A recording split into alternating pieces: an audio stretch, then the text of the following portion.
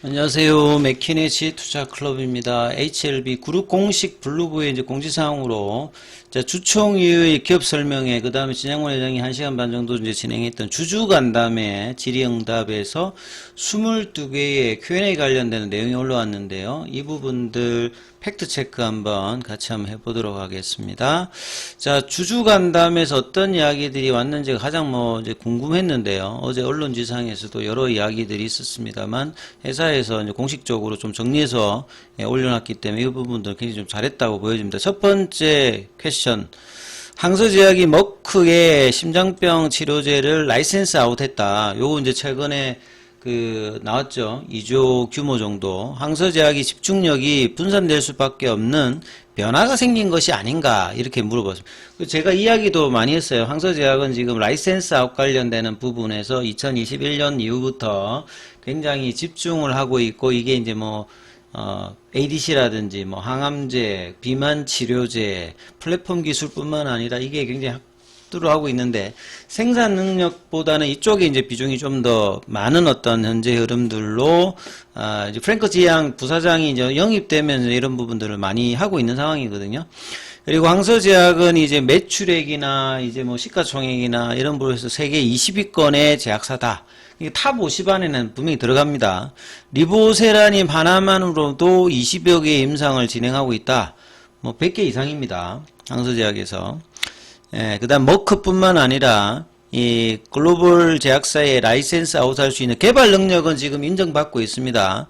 이 별도의 라이센스 아웃, 그러니까 이걸 이제 비즈니스 디벨롭먼트라고 하는데요. 이 조직 관련되는 부분으로 인사교체도 최근에도 있었고요. 그래서 이런 부분들이 캄넬리주맙 관련되는 부분에는 영향이 관계가 없습니다. 글로벌 라이센스 아웃 관련되는 부분으로 FDA 허가 관련, 이건 이제 별도의 이제 이 비즈니스 디벨롭먼트라고 하는 부서가 있는 거고요. 이 이제 신약 관련해서 FDA 허가 관련된 부분들은, 이제 엘레바 테라피틱스가 같이 이제 진행하는 어떤 부분들이고, 지금 이제 CMC 관련되는, 부분에 이제 항서제약에서 이제 특히나, 수저우에 있는, 공장에서 이제 이 부분들이 이제 중요한 부분들이겠죠. 그리고 캄넬리주맙의 특허 기간은 2019년도에 이제 중국에서 허가를 받았으니까, 그리고 캄넬리주맙이 이제 항서제약 입장에서는 거의 30-40%를 차지하는 메인입니다. 그러니까 이게 지금 현재 주력 제품이라고 봐야 되거든요. 그러니까 이 부분들이 영향을 받아서 좀 소외된다, 이런 거하고는 전혀 관계가 없습니다. 그리고 CMC 문제를 항서제약 입장에서 글로벌로도 좀 중요하게 보고 있기 때문에 극복해야 된다. 개발 능력에다가 생산 능력까지 갖추어야 되는 부분들이 항서제약 입장에서 굉장히 중요한 부분이다. 두 번째 퀘스천. 두 번째 CMC 미빈점으로 시야를 수령했음에도 리서브미션 했을 때 클래스 1을 자신한 이유는 이제 진영훈 회장이 이제 이야기를 여러 번 했죠. 그래서 작년에 2차 받았을 때 CMC에 심각한 우려가 있다. 10개가 나왔고, CAP에도 한 몇 번을 했죠. 근데 이제 두 번째 이제 2차 관련되는 부분은 좀 더 살펴봤으면 좋겠다. 그러니까 추가 답변을 요구한다. 요런 정도의 이제 워딩이 항서제약이 이제 공시에 있었다. 그래서 항서제약도 작년에 부사장 들어와서 컨설턴트 팀과 더불어서 여러 번 밸리데이션 해가지고 데이터로도 공정제 밸리데이션하고 이제 멸균 공정 관련되는 밸리데이션 데이터를 이야기하겠죠. 이걸 입증한 상태이다. 그래서 FDA가 무엇을 문제 삼고 있는지 포스트 액션 레터를 아드면 이 부분들은 이제 그때 되면 명확해질 것 같습니다. 리서브미션 관련. 지금 현재는 클래스 1인지 2인지 이거는 FDA CDR에서 결정하는 거니까 그 회사의 목표하는 부분하고 간격이 있으니까 그렇게 좀 봐야 될 것 같고요. 자, 첫 번째 지적사항이 멸균이라고 하면 큰 문제같이 보인다. 근데 전체 흐름에 보면 이제 DP 공정이니까 국내에서도 셀트리온이나 삼성바이오로직스가 이 부분들을 하고 있는 사항들인데, 주사기 라인에서 이 캄넬리주맙을 교차 생산하고 있다. 하나의 주사기 제품이 생산되면 2주 후에 멸균하고 이제 캄넬리주맙을 생산하는데, 이 부분에 대해서 작년도에 이제 중국 GMP 관련되는 부분은 문제가 없이 통과를 한 상황인데, FDA 이제 규정에서 이제 이 부분들을 이야기를 하는 거니까 결국 이거는 포스트 액션 레터를 통해서 언제든지 유동적으로 뭐 클래스 1, 2는 또 이름에도 불구하고 FDA가 클래스 2로 뭐 하면 그대로 진행해야 되는 거니까 이 부분에 대해서는 이해를 이렇게 하시는 게 맞을 것 같고요. 그 다음에 세 번째, 캄넬주맙을 전용 공장에 생산, 그러니까 수저에 있는 이제 공장 관련되는 부분에서 이게 전용 공장이 아니다. 그래서 반복 CRL에 나오는 것이 아닌가. 이제 이걸 이제 어제 기사에도 이야기했잖아요. 그러니까 그 폼483에서도 첫 번째 observation 1번의 A에 미디어 필 프로그램 중에서 그 밑에 보면 필링 공정이 이제 다른 어떤 부분하고 사용되고 있다는, 공유하고 있다, 쉐어하고 있다는 내용이 나오거든요.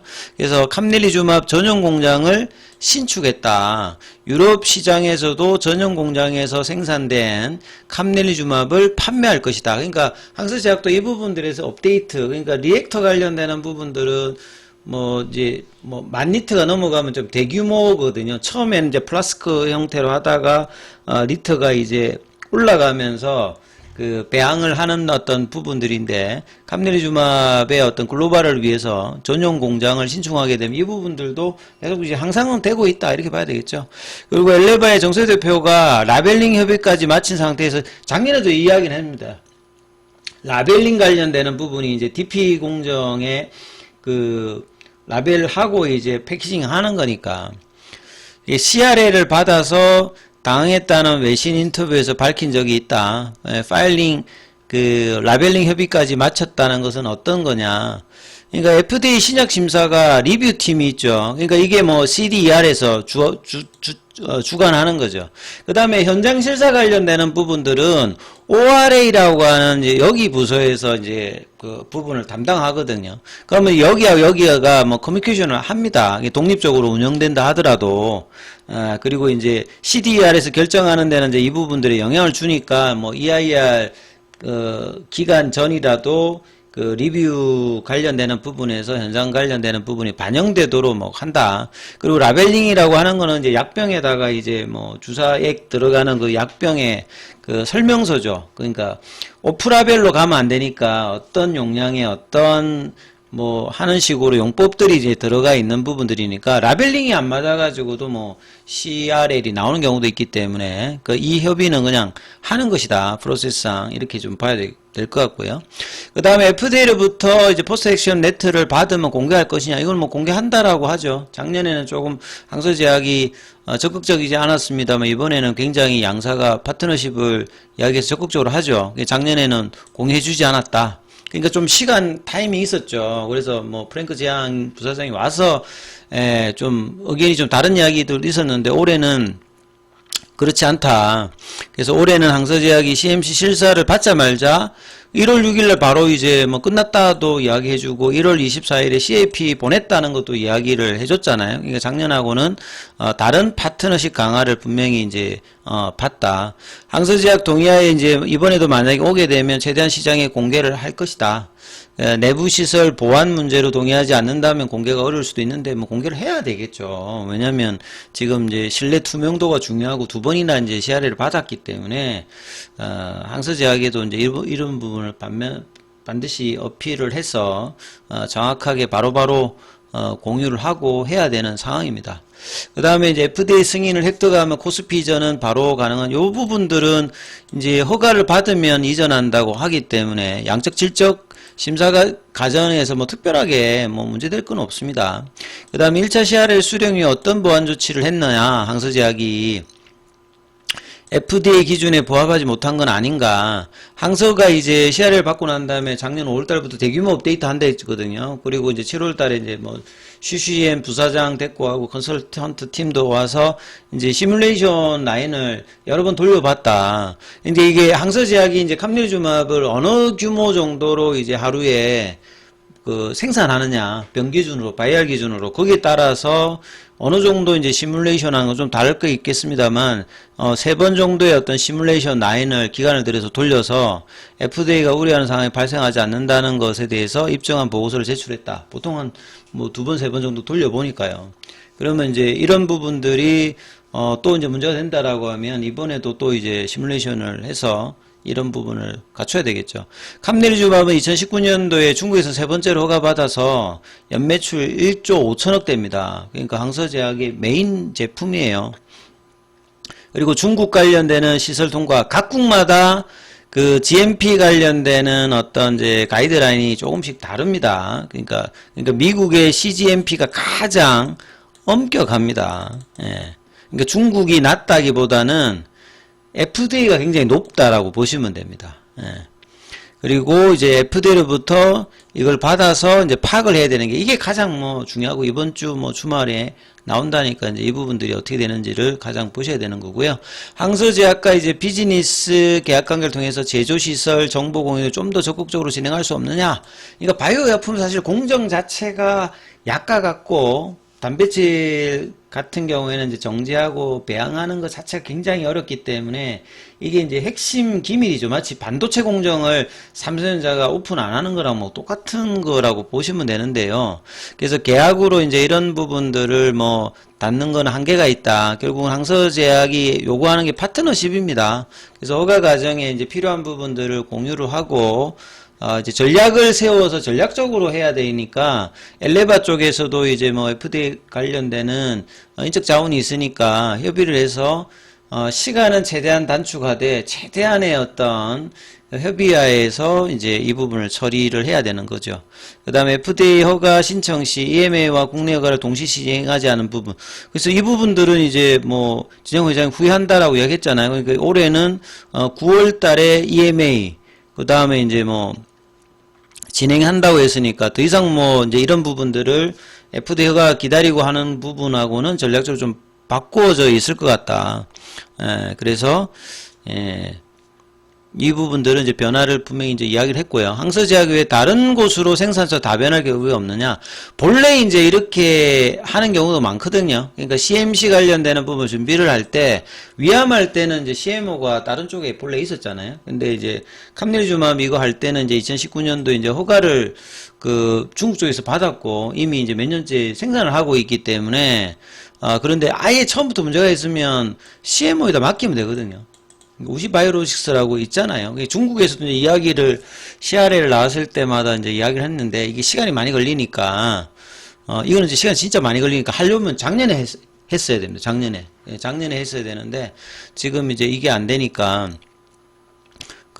이 부분은 아닐 거고 좀 더 수정하면서 또 회사가 항서제약이 이제 뭐 신축 전용 공장까지 이제 뭐 만든다고 하고 있는 상황이니까 이 부분들은 이제 뭐 변경되진 않을 것 같고요. 그 다음에 21일 온라인 간 다음에 오전 9시에서 할 때 5월 말 정도는 제 신청, 이게 리서브션 이야기하는 거거든요. 7월 달에 클래스 1을 이야기하는 거잖아요.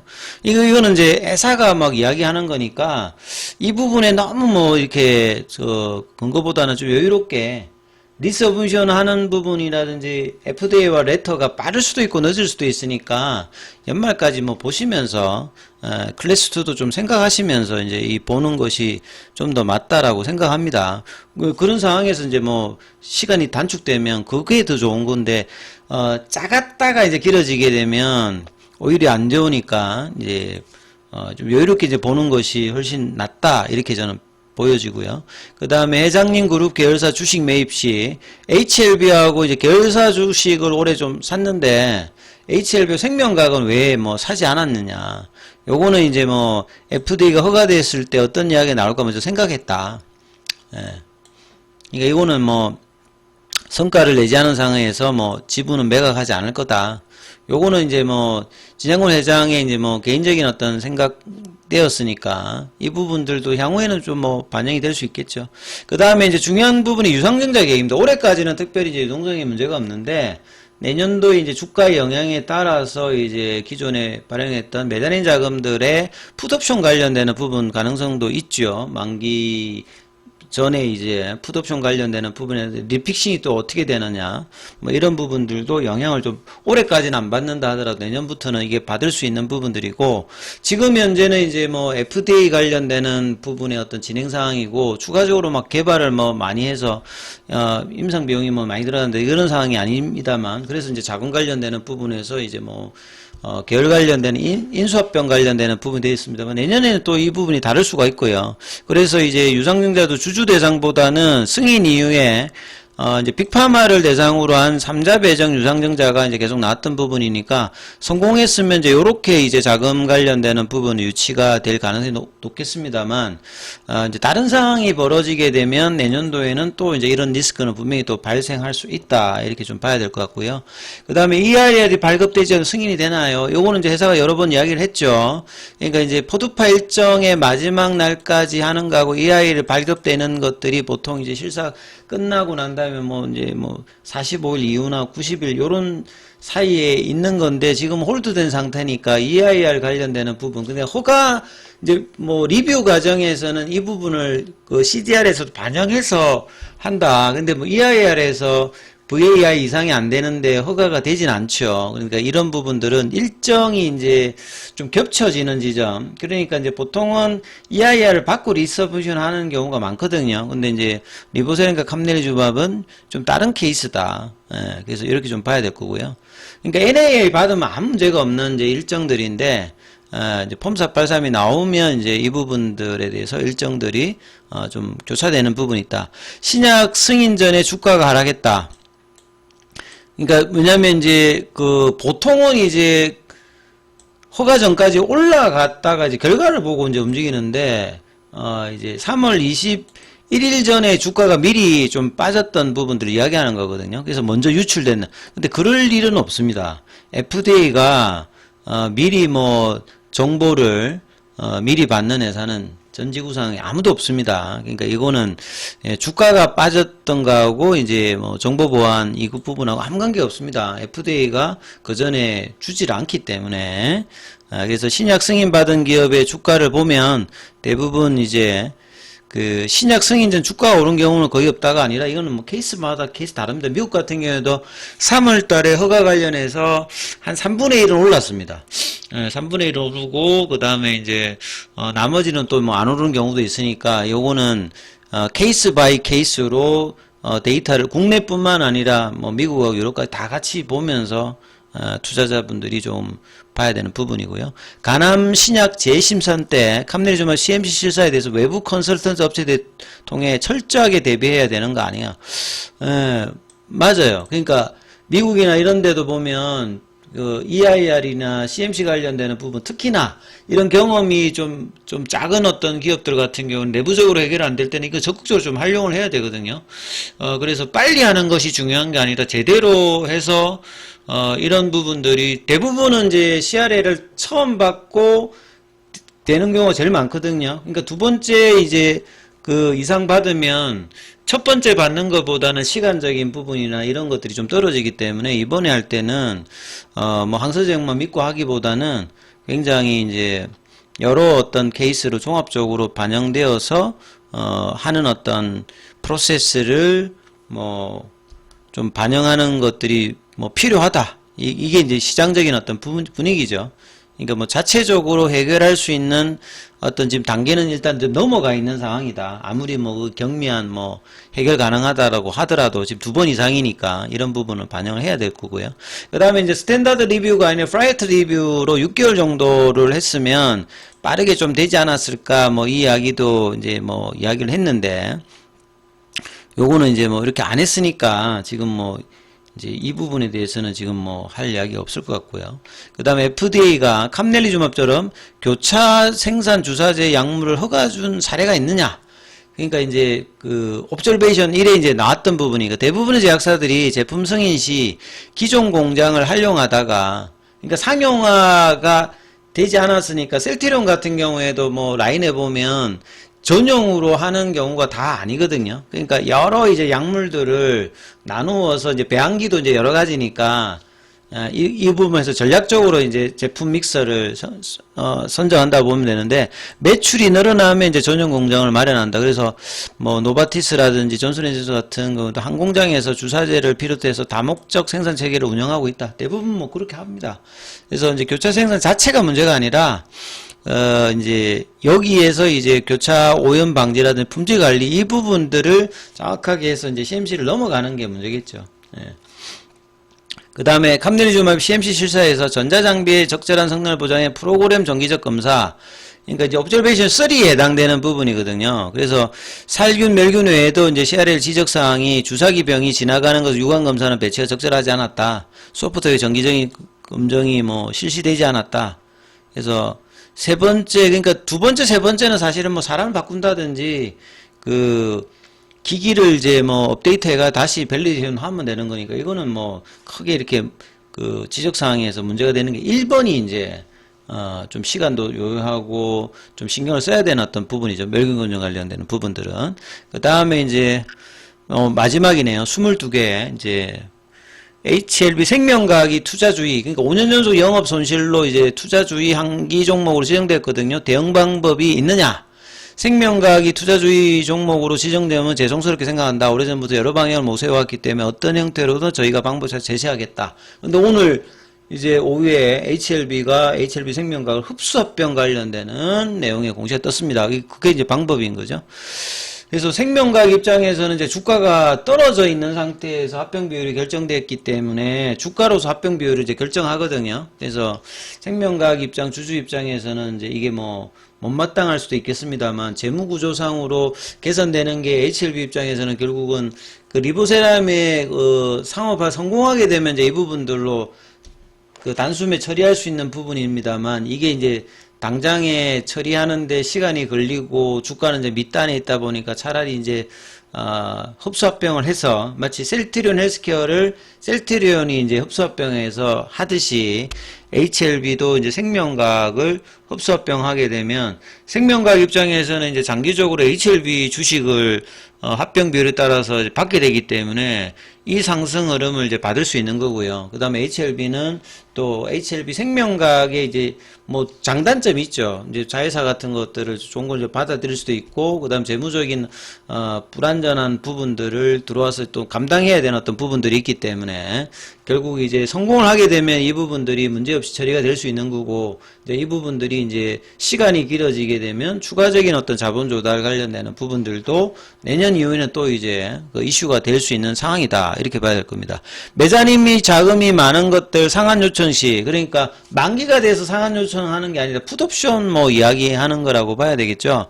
최선을 계획하되 최악을 대비하라. 항상 재무구조에 관련되는 부분에 대비가 없으면 어려운 거죠. 그래서 유동성 확보 관련해서 유가증권을 많이 가지고 있다. 크게 우려하지 않으셔도 된다고 하는데 올해까지는 제가 볼 때는 특별하게 문제가 없습니다. 근데 내년도에는 또 이제 대비를 해야 되는 상황이다.